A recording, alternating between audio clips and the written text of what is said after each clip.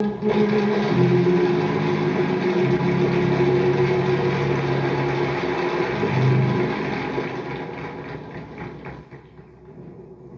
attirer votre attention au livre de Daniel, chapitre 3.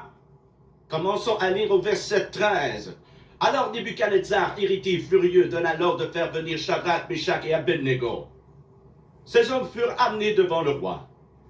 Nebuchadnezzar prit la parole et leur dit, « Est-il vrai, Shadrach, Meshach et Abednego, que vous ne servez pas mes dieux, que vous n'adorez pas la statue en or que j'ai dressée ?» Shadrach, Meshach et Abednego répliquèrent au roi Nebuchadnezzar, « Nous n'avons pas besoin de te répondre à ce sujet. S'il en est ainsi, notre Dieu que nous servons est capable de nous délivrer de la fournaise de feu ardente, et il nous délivrera de ton pouvoir, ô roi.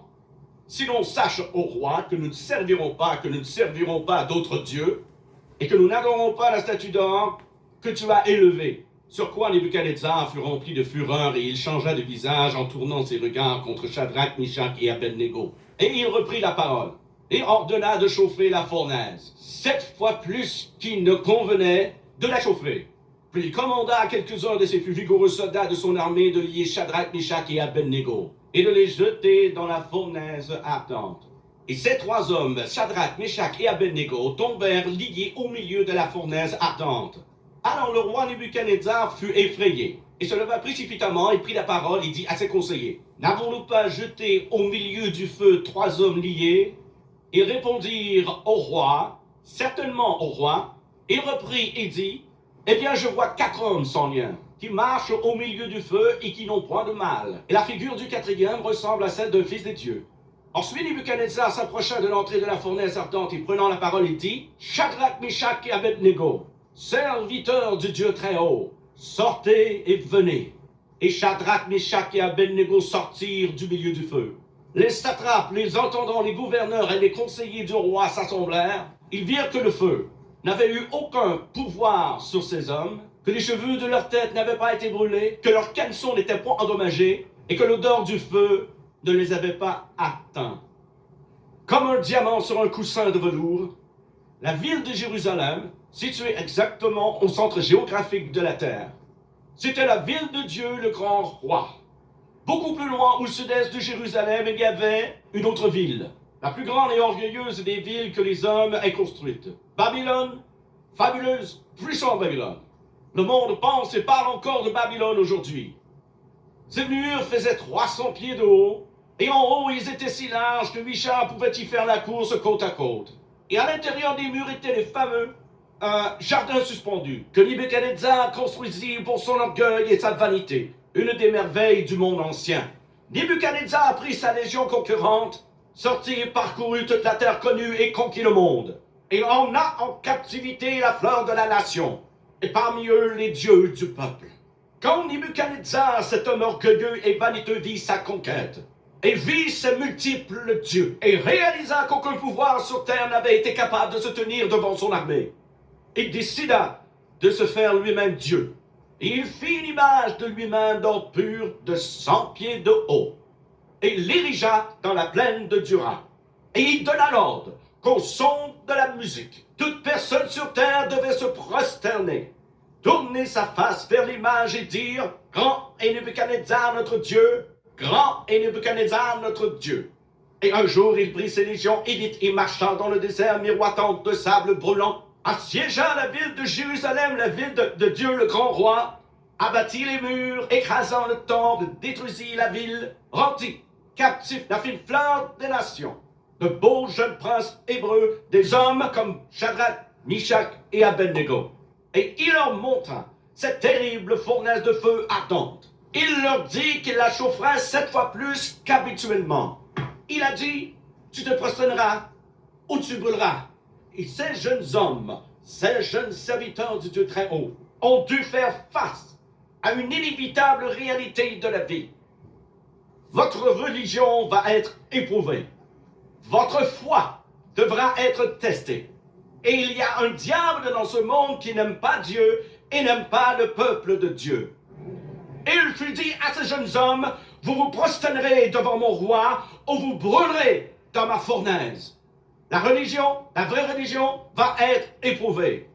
Vous n'irez pas au ciel comme sur un tapis de fleurs. Vous n'allez pas échapper à la colère du diable. Il y a des gens qui se lèveront contre vous. Ils vous persécuteront d'une manière inconcevable. Le diable te dira, si tu sers Dieu, je vais mentir sur toi, je briserai ta réputation, je te persécuterai, je te pourchasserai. Si tu ne te soumets pas, tu brûleras dans ma fournaise. Le diable dira tous les mensonges possibles. Mais laissez-moi vous dire ce que les 3 enfants hébreux ont dit. Quand ce dieu Nebuchadnezzar dit, vous vous prosternerez devant mon Dieu ou vous brûlerez dans ma fournaise, ils ont dit, nous pouvons brûler dans ta fournaise, mais nous ne nous prosternerons pas devant ton Dieu. Mais savez-vous ce que Dieu a dit? Dieu a dit, si vous ne vous prosternez pas devant le Dieu de Nebuchadnezzar, moi je veillerai à ce que vous ne brûliez pas dans sa fournaise. Dieu recherche des personnes qui ont pris leur décision, qui vont remettre leur sort dans les mains de Dieu, qui vont recevoir du Saint-Esprit un salut profond, sincère, ancré et fondé sur le roc. Le genre de religion qui remonte le long de ta colonne vertébrale, redresse ta vie tortueuse et fait quelqu'un de toi. C'est ce que Dieu recherche. Nous avons compromis cela. Et ceux qui ont fait ce compromis, ils brûlent. Ils n'ont pas la puissance de Dieu. Ils n'ont pas l'onction de l'Esprit. Ils n'ont pas la foi qu'il faut pour vaincre les fournaises ardentes de la vie. Non seulement avons-nous compromis le salut qui vient du cœur, nous avons aussi compromis l'onction de l'Esprit de Dieu. Nous ne pouvons pas faire le travail de Dieu à moins que nous soyons loin pour le faire. Vous devez avoir l'Esprit de Dieu sur vous. Vous lisez votre Bible, vous regardez l'histoire religieuse. David, Moïse, Élie, Samuel, Pierre et Paul et Jean, les hommes qui ont délivré leur génération, les hommes qui ont eu la puissance de Dieu, avaient l'onction de Dieu. L'Esprit est venu sur eux. Les gens disent, frère Robert, que voulez-vous dire par l'Esprit? Que voulez-vous dire en disant que nous devons être loin? Bien, mieux vaut le vivre que l'expliquer. Je sais que quand je ne suis pas sous l'onction, je n'ai pas la puissance de Dieu. Quand je ne prêche pas avec l'onction, ne prie pas avec l'onction, de grandes choses n'arrivent pas. Mais au moment où l'onction vient sur moi, les gens sont délivrés. Pourquoi? L'onction brise le joug. L'onction brise le joug. Amen. L'onction brise le joug. Amen. L'onction brise le joug. Amen. L'onction brise le joug. Amen. L'onction brise le joug. Amen. L'onction brise le joug. Amen. L'onction brise le joug. Amen. L'onction brise le joug. Qu'est-ce qui brisera le joug du péché? C'est l'onction de l'Esprit de Dieu. Qu'est-ce qui brisera le joug de la maladie? C'est l'onction de l'Esprit de Dieu. Qu'est-ce qui brisera le joug des mauvaises habitudes? C'est l'onction de l'Esprit de Dieu. Qu'est-ce qui peut transformer la vie d'un homme ou d'une femme? L'onction de l'Esprit de Dieu. Si vous le croyez, dites Amen. Amen. Alors, le roi dit, vous vous prosternerez devant mon Dieu ou vous brûlerez dans ma fournaise. Les 3 jeunes Hébreux, Shadrach, Meshach et Abednego, ont dit 2 choses. Ils ont dit, nous brûlerons peut-être dans ta fournaise, mais nous n'adorons pas ton Dieu. Nous briserons peut-être nos os dans les flammes de ta fournaise, mais notre âme se tiendra toujours debout, bien droit. Tu peux nous humilier, nous mépriser, nous tourner en ridicule, ici en public, mais dans nos cœurs, nous serons toujours high-tech devant le Dieu Tout-Puissant. Amen. Tu peux nous jeter et nous enchaîner. Tu peux lier nos jambes jusqu'à ce que nos genoux touchent le sol. Mais dans notre esprit, nos yeux regarderont à la montagne d'où nous viendra le secours. Amen. C'est la première chose qu'ils ont dite. La deuxième chose qu'ils ont dite, ô roi, le Dieu que nous servons est capable de nous délivrer. Et il nous délivrera de ta main. Amen. C'est la déclaration de la foi. Ils ont dit, roi, le Dieu que nous servons est capable. Oui, Dieu est capable. Mais il est seulement capable pour les personnes qui le servent. Amen. Vous devez comprendre ça. Si vous ne servez pas Dieu, si vous ne croyez pas en Dieu, la capacité de Dieu n'est pas disponible pour vous. Amen. Ils ont dit, le Dieu que nous servons est capable. Capable de quoi? De nous délivrer. Amen. Il est capable Que notre faiblesse repose sur ses épaules, notre Dieu est capable. Amen. Que les anges le crient du haut des cieux, notre Dieu est capable. Amen. Que les prédicateurs le crient de leur plateforme, notre Dieu est capable. Amen. Que les païens imaginent des choses vaines, notre Dieu est capable. Amen. Laissons-les jeter Paul et Silas en prison à Philippe. Notre Dieu est capable. Amen. Il secourra ce lieu par un tremblement de terre, brisera les liens des captifs et Amen. les rendra libres. Amen. Laissons-les jeter Daniel dans la fosse au lion pour ses prières et sa foi en Dieu. Notre Dieu est capable. Il a Amen. mis un cadenas sur la gueule des lions pour qu'aucun lion ne brise un os dans le corps de Daniel. Alléluia. Notre Dieu est capable. Amen. Il est capable de délivrer ces 3 jeunes Hébreux et il l'a fait. Il est capable de nous délivrer et il le fera. Ne soyez pas effrayés, excepté d'une chose. Soyez effrayés du compromis. Soyez effrayés de compromettre vos convictions. Soyez effrayés de sacrifier les principes d'une vie intègre. Soyez effrayés d'enfreindre les lois de la Sainte Bible. Soyez effrayés d'être hors du chemin ou en déséquilibre devant le bon Dieu. Soyez effrayés du compromis, car si vous refusez de vous prosterner, Dieu dit que vous ne brûlerez pas. Si vous défendez ce qui est juste, Dieu vous délivrera, car Dieu est capable et il vous délivrera si Amen. vous refusez de vous prosterner. Ces Amen. jeunes hommes se sont retrouvés dans le feu de nos fournaises ardentes. Et ce n'était pas nouveau. Depuis des temps immémoriaux, le peuple de Dieu a dû affronter les fournaises ardentes de la vie. Joseph a dû en affronter, il a été vendu par ses frères en esclavage. On l'a emmené en Égypte et emprisonné dans la maison d'un homme. Oui, il savait ce que c'était que d'être vivant dans le feu d'une fournaise ardente, mais Dieu l'a délivré. Daniel a été mis dans une fournaise ardente. Parce qu'il priait Dieu 3 fois par jour, il a été jeté dans la fosse aux lions. Job, à cause de son intégrité envers Dieu, a été frappé par le diable d'un ulcère malin, de terribles maladies depuis la tête jusqu'aux pieds. Vous savez, les fournaises ardentes peuvent prendre plusieurs aspects et plusieurs formes. Parfois c'est la maladie, parfois la pauvreté, parfois la privation. Parfois c'est la trahison d'une amitié, c'est la haine, la vengeance. Ça peut être n'importe quoi. Ça t'amène à crier pour ta vie. Ils se sont retrouvés au milieu du feu, d'une fournaise ardente. Mais le vieux roi n'était pas tranquille. Il ne faisait que tourner en rond. Il n'arrêtait pas de penser à Shadrach, Meshach et Abednego. Et peu de temps après, il est venu et a dit « Ouvrez la porte et laissez-moi regarder. » Ce qu'ils ont fait. Et quand il a regardé, il a presque eu le souffle coupé. Il appela ses conseillers et ses hommes de loi, et il dit, messieurs, n'avons-nous pas jeté 3 hommes liés au milieu du feu? Et dire, c'est vrai, ils étaient 3 au roi, et dit, j'en vois 4. Ils sont déliés, et ils se déplacent. Ils n'ont aucun mal, ni blessure. Et l'apparence du 4e est comme le Fils de Dieu. Alléluia. Le 4e homme a répondu à l'urgence de leurs besoins. Maîtrisons les flammes crépitantes, s'emparant de ce feu violent et libérons ses enfants. Alléluia. Qui est ce 4e homme? Je vais vous Jésus. dire qui il est. Dans la Genèse, il est la semence de la femme. Amen. Dans l'Exode, il est l'agneau pascal.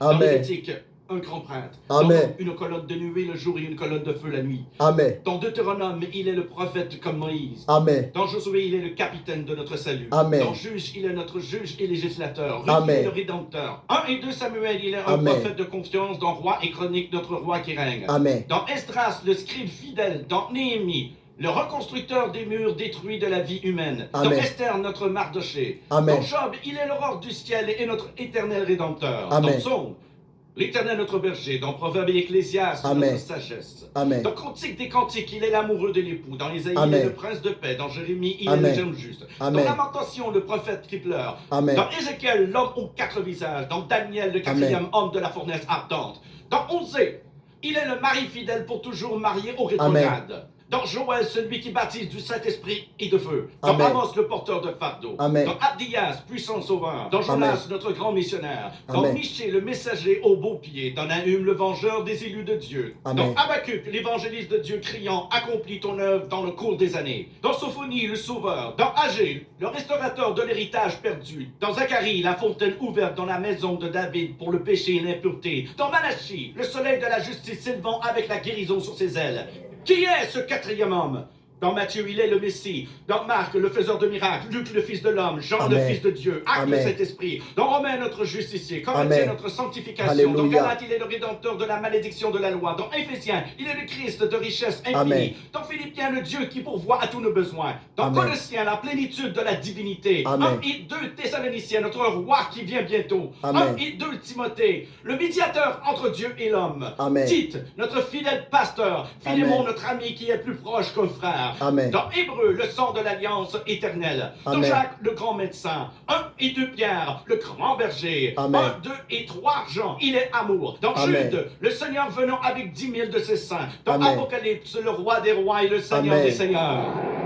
Gloire à Jésus-Christ de Nazareth, le quatrième homme. Merci Seigneur. Gloire à toi. Tu Qui es est ce toujours présent. quatrième homme? Je vais vous dire qui il est. C'est le sacrifice d'Abel. Amen. L'arc-en-ciel de Noé, le bélier d'Abraham, le puits d'Isaac, l'échelle de Jacob, Amen. les fardeaux d'Ézéchias, le Amen. sceptre de Judas, la verge de Moïse, Amen. le manteau d'Élie, le bâton d'Élisée, la Amen. corne d'huile de Samuel, la fronde de Amen. David, la Amen. figue hâtive d'Ésaïe, le cadran Amen. solaire d'Ézéchias, les mouchoirs Amen. et le linge de Paul, le Amen. rocher de Pierre, la cité de perles de Amen. Jean. Il est un mari pour les veuves, un Amen. père pour les orphelins, pour Amen. ceux qui voyagent en pleine nuit. Il est l'étoile brillante du matin, pour ceux qui marchent dans une vallée solitaire. Il est le lys des champs, l'arôme Amen. des sables, le sarment Amen. de vie et Gloire. le miel du rocher. Qui est-il? Amen. Qui est le quatrième homme? C'est Jésus Il est Christ. Jésus. C'est Il est Jésus-Christ. Jésus, le Fils de Dieu. Amen. Jésus-Christ, le véritable. Amen. Le quatrième homme. Le quatrième homme savait que les 3 jeunes Hébreux étaient jetés dans la fournaise ardente. Alléluia. Parce qu'ils avaient refusé de se prosterner devant une idole. Et il est venu pour les délivrer. Le roi s'écria, Shadrach, Meshach et Abednego, avancez, venez ici. Quand ils sont sortis, il sentit leurs vêtements. Il examina leur corps et déclara, l'odeur de brûlé n'est pas passée sur leurs vêtements, ni les marques de feu sur leurs cheveux. Il n'y a pas d'autre Dieu qui peut délivrer de cette façon. Amen. Messieurs, mesdames, écoutez-moi ce soir, écoutez-moi. Il y a tellement de choses que le diable peut faire. Amen. Son pouvoir s'arrête à la porte de la fournaise. Amen. Et c'est là où le pouvoir du quatrième homme Amen. commence. Amen. Leur foi a suspendu la loi naturelle. Yes. Ils ont été délivrés de ce feu. Et la seule chose que ce feu pouvait brûler, c'était les liens sur leur corps. Il y avait quelque chose que ce feu ne pouvait brûler. Jésus. Et c'était eux. La seule chose indestructible dans ce monde est un chrétien qui sert Dieu. Un homme ou une femme dont la foi est dans le Seigneur. Amen. Dieu des cieux et de la terre. Si vous le croyez, dites Amen. Amen. Oui, bien-aimé, c'est la vérité. C'est la vérité. Le quatrième homme, c'est l'homme de Galilée. C'est Yehoshua Hamashiach. Oui, bien-aimé, Jésus n'a pas changé. Hébreux chapitre 13, verset 8. La parole de Dieu nous dit, Jésus-Christ, le quatrième homme, est le même. Hier, aujourd'hui et éternellement. Oui, bien-aimé. De la même façon, des millénaires passés, le Tout-Puissant a délivré ses serviteurs, son peuple, devant plusieurs épreuves. C'est aussi de la même façon, aujourd'hui, dans notre temps, l'Éternel Dieu est capable de le faire pour toi et pour moi. C'est pour cela, bien-aimés, ayons foi en Dieu. Demeurons toujours dans la confiance à ses promesses. Parce que le Dieu d'Abraham, le Dieu d'Isaac, le Dieu d'Israël n'a pas changé. Il te connaît par ton nom. Il me connaît par mon nom. Et sa délivrance est là pour toi et pour moi. Que Dieu vous bénisse abondamment. Et je vous demande de partager cette prédication et ça va aussi booster la foi de plusieurs chrétiens dans notre temps. Que Dieu vous bénisse abondamment parce que la parole de Dieu est vivante La parole de Dieu nous fait tellement de bien. Et je pense que nous sommes tellement bénis en écoutant l'homme de Dieu, le patriarche, le mentor, l'évangéliste Robert, Oral Robert. Que Dieu vous bénisse abondamment. Nous sommes ensemble. À la prochaine. Soyez bénis dans le nom puissant, glorieux, précieux de Yehoshua Hamashiach. Amen. Que Dieu vous bénisse.